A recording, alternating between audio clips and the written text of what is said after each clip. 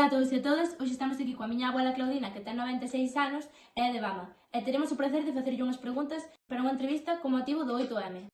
Como percibía a violencia de xénero na súa vida e na súa contorna durante a súa xuventude? Máis ou menos, as mulleres sempre eran menos que os homens, pero despois, que si, máis criadas eran as mulleres. Os homens na casa, da porta para dentro, non facían nada, nin collían unha escoba, nin lavaban un plato, nin nos recollían nin cosa ninguna. A muller que estaba na casa era que tiña que facer todo, limpar algo. Que oportunidades educativas tivo como muller da súa época? As oportunidades que tuvo en que fun á escola, aprendín a ler, lia moi ben, e aprendín a escribir, a facer cuentas.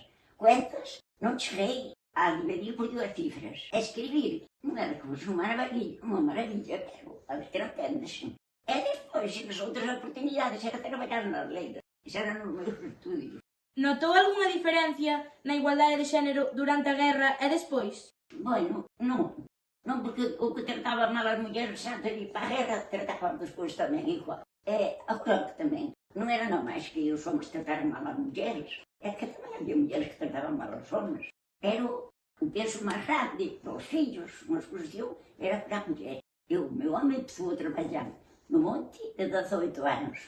Eu criei as miñas meninas, e facía da casa. E, despois da posguerra, tiña ali as cousas que tiña os cartos, tiña as cousas, mas tiña os cartos, os outros non tiñan nada.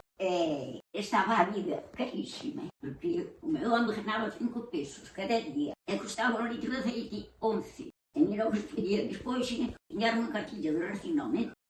Tiñan as cousas pola ración, tiñamos unha cartilla, eu casei no ano 50 e eu tiña a cartilla. Bueno, hasta aquí esta entrevista, esperamos que vos guste moito.